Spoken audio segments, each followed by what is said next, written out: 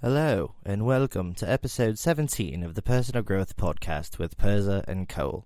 On today's episode, we'll be talking with Kathryn Avery, mother of two, divorcee, former Mormon. Welcome to the Personal Growth Podcast. Thank you so much. Is that real? Yeah, that's our usual announcer is sick, so I brought in a... Oh, I gotta go. Our announcer's gone? Yeah. I brought in another guy. I thank you for stepping outside of your comfort zone. I really appreciate you on that one. Yeah. I gotta keep it. I'm in charge of the announcer, so I have to make sure we have one. And the other guy he wasn't feeling too well, so our regular announcer. The guy that was late to work this morning? Yeah, no, that was me. That was you. That was well, me. You didn't tell me you were to work sick. Tomorrow. No, I'm not sick. Oh, okay. Our announcer All is sick. All right, good to know. The guy that comes in and announces the beginning. This is getting really interesting right now. What have I signed up for, gentlemen? I don't know. What For have real, I signed though, up what for? have you signed up for? I'm not really sure. I still don't know what I've signed up for 17 episodes later. I'm still trying to figure it out. So, It's going to be a good time. I think it is going to be a good time. I know. We have talked a little bit about, there's not really a format for this podcast. Mm-hmm. Yeah, because when I was like, what are we talking about? You're like, I don't know. Well, I think that it's really great to be able to just let a conversation go. Absolutely. Because, that's, if you're not prepared, I don't know, how am I trying to say it? You Just want to stick be to in the a cue flow cards. state. Stick to the cue cards, Dwayne. Yeah. Don't go off script. I don't have script, cue cards. I can't read backwards. Stop breaking the illusion that I'm trying to create. I thought this was a lot more professional, gentlemen. I'm really upset. Nope. You were mistaken. How'd you know that he was a divorced child owner? Listen, I do my homework. A child owner, exactly. That's so fucked up out loud. That was really effed up. Good. I was going to ask if I could swear, but now I know I can't. Yeah, You you just can. dropped the F-bomb. Yeah. Oh, thank the Lord God. It's the You hair. know my favorite swear word these days? Can I say it? Yeah, I'm going to take please. the Lord's name in vain. Jesus. Oh, my God. I love that word. Because I could never say it before. And now I'm like, I just feel so much freedom saying that word. Because of the former Mormon. Yeah. Former LDS. Absolutely. A foreman. And I even, yeah, exactly. I even texted to people. I'd just be like, Jesus. I'll text it. And they're like, huh? I can really appreciate that. I don't know if we've talked about this. I was raised LDS as well. No, I didn't know that. Yeah. Dwayne. Yeah. No, for 19 years. What? Well, 18 years, really. And then you became an alcoholic. Yeah, it was one extreme to the other, right? That's the No, I most get it. common thing. Yeah, No, it's Because you're not raised with balance. Yeah, So then they're- you had to go the other way. sheltered and no self control. I get The control was not mine You're ever. speaking my language. So, yeah, it's. I listened to the podcast where you talked about that with Conrad a while ago. Yeah. And some of the things that you were saying was just I feel like guilt and shame was a big thing. Was that a 100%. topic of what? 100%. Yeah. So. Yeah, I felt a lot of shame in my life because I didn't fit in, and I never knew why I didn't fit in. And so it was like trying to be like a square peg fitting into a round hole. But I real. never could get behind it. And they'd be like, well, Kathryn, you're just too prideful. Kathryn, you need to humble yourself. Yeah. Kathryn, get on your knees and pray. You need it. And then it was like, if I didn't feel the spirit, I'm quoting right now, no one can hear that or Air see quotes that. for Air the quotes. audience, If I didn't yeah. feel the spirit, it was like, well, that's on you. And it wasn't anyone else's fault but mine. So Right. yeah, there was a lot of shame in that. Absolutely. Well, the whole thing is pretty fucked up in my head. I will never talk shit about anybody's religious beliefs, Except my mine. own perspective. Or ours, I can yeah. have that. I'm not saying that, Mom. I'm not saying you're wrong. I'm just saying that I'm sorry, Mom. we might both not be right. I'll talk shit if Well, you want me to. I'll be your proxy. Thank you, I'll Eric. talk shit in your stead. You know what? I'll talk Because shit too. I don't care. No, please. I definitely we all view the world based on where our feet are, right? And my feet were not in the same place as my mom's growing up. So were you with a mom and dad raised in the LDS religion? Okay, because you keep Yeah. saying your mom, so I was just curious. Yeah, I mean, I have more of a relationship with my mom. Yeah. and I'm less concerned Mama's about boy. what my dad thinks. Yeah. Oh. So 26 years old for the first time I heard my dad say, "I'm proud of you." So, oh wow, like, I just hadn't really had a really strong relationship with my dad, and I don't think that. How'd that feel when he said that? I cried. Like, I was Good. in a treatment rehab type setting, and you bring your family in and you do this thing. The family session. Yeah.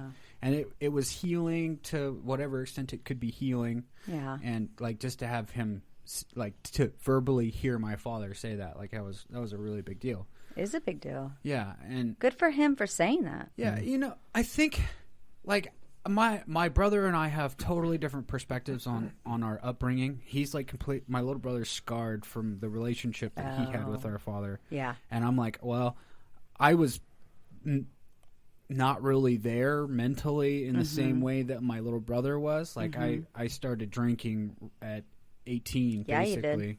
You did. And and like I found about drinking, and I learned about pot, and what else? And then Norcos, Flexerol, Somas. Like it all came really fast. That took me a few more years to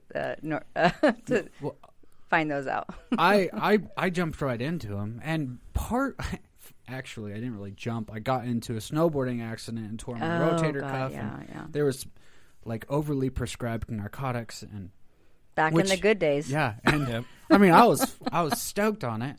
And it's funny because like I liked drinking very much so. Yeah. But my poison had always been opiates because like those things are so sneaky. Well, they're not only sneaky, but you don't have to drink as much. Like you're taking a little pill versus like like for me I was at the end, I could drink a half gallon of rum and be walking around. Like, is that the thing with the handle? Yeah. Oh. Yeah. Yeah. Well, and you're like, well, it's prescribed, so it's fine, you know? I wasn't prescribed them at the end. I was prescribed Norcos initially. Yeah. And then I was all like, well, I'm out of Norcos now. And I'm not going to go lie to a doctor because I come from a place of morals. Because you're LDS and you have standards. Yeah, standards absolutely. and morals. I'm going to go buy from the drug dealer. Right. Help support a local business. Yeah. Well, it's a small business, you know. Yeah. Trump's ruined everything. It was a really fucked up thought process. I mean, looking back at it for sure. But then I quickly became But it makes sense Oxycontin, at the time, though. Oh, yeah. Yeah. Yeah, for sure. And it's weird, like, kind of going back to the guilt and shame of it all. Like, I mean, I just didn't ever feel what I heard people talking about feeling. Especially my mom. She had a very, very, I don't know what you'd say, like, close connection to the spirit. My mom's the same way. And I'm just like, well, I hear what you're saying when you're saying it, but I don't. Like, I have no emotional reaction to it. My mom's the same way. I just had a big talk with her over Christmas. And, you know, for her, the LDS religion saved her life because I think she deals with depression and may have had suicidal ideology. Not may. I think she did. And for some reason, the church saved her life. So for her, the LDS church is more than just a religion. It's a way of living to keep her one foot in front of the other, you know? Right. It gives her hope. It gives her faith. It gives her, like, this life means something. I'm doing this for a reason, all of that. So if you start to question her ideas, she gets very upset because it's her lifeline. And so, of course, I'm not going to try to do that to her, you know, because it's what she needs. So it sounds similar to your mother. Exactly, yeah, very much so. Yeah. Like, almost to the T. Yeah. And for my father, too, it was, like, he came from a background of drugs and alcohol and crime. Yeah. And he joined he sounds the church. Awesome. Yeah, he was I've seen some pictures What's of his him name? back in the day, and he was a fucking badass.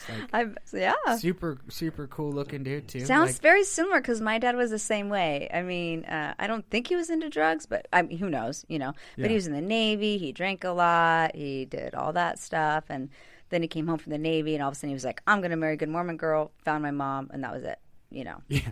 My dad actually met my mom on his mission in this area. That's not okay. Yeah, no, it's kind of crazy. That's against the rules. No. I mean, you can't control who you meet, you know what I mean? Like, he finished his mission, moved back to Pennsylvania. You absolutely can control who you meet. Tinder, Match.com, Bumble. You can absolutely. This is gas 35 years stations, ago, street bro. corners. Well, 35 years ago, you go to the sock hop I don't even know what and that's you supposed to mean. get them malted and you split it with your best girl. Is that that That's one in the song? 70s. That The was malt hops that was a the lot 40s. longer or ago. 50s. They probably did do Yeah. malts.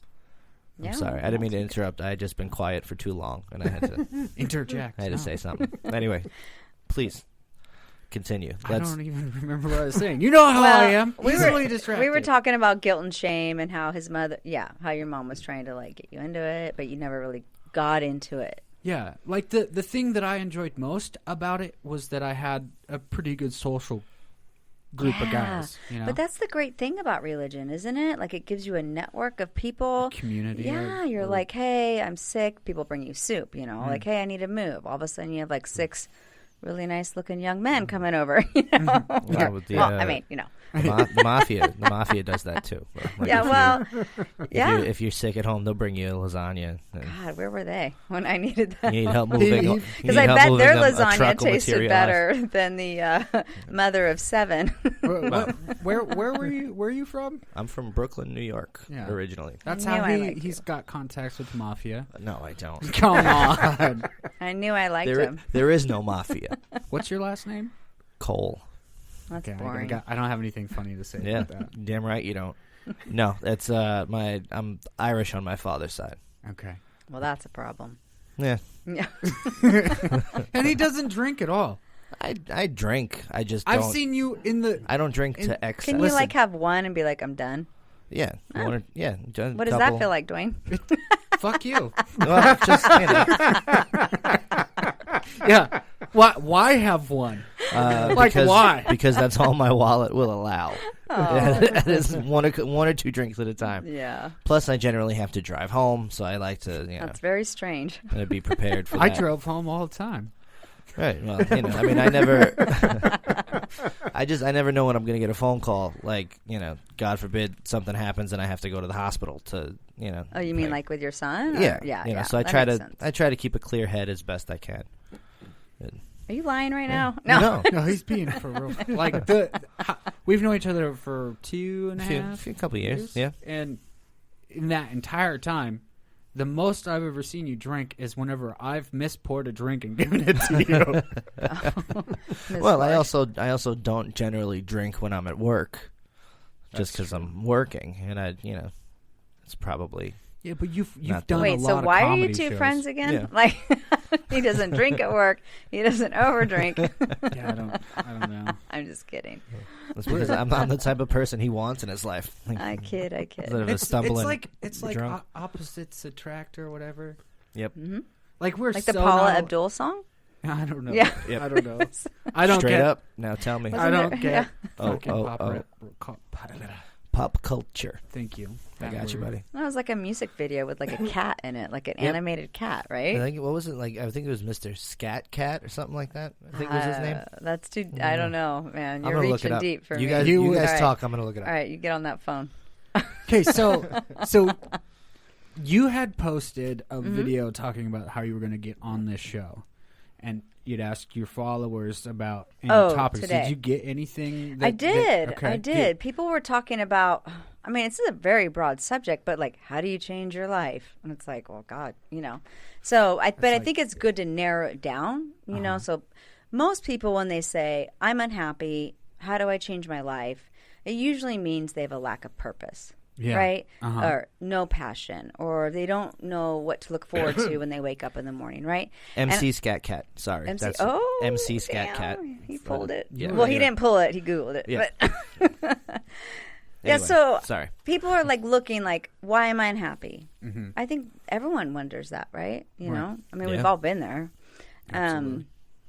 But for me, I figure out, or I feel like it's about limiting beliefs, right? People aren't happy because they don't have a purpose in life because they have all these limited beliefs they don't know they have because I think through childhood we develop them, through adolescence we develop them, and they're so buried deep in our subconscious we don't know about them.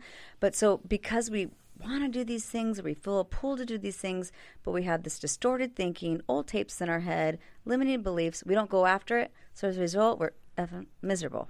Wait, I can swear. Yeah. Fucking Yeah. miserable, Fucking right? miserable. Yeah. And, Fucking miserable. And it's all about those limited beliefs, right? And so, like... And whenever you say limited beliefs, you're like the relationship you have with money.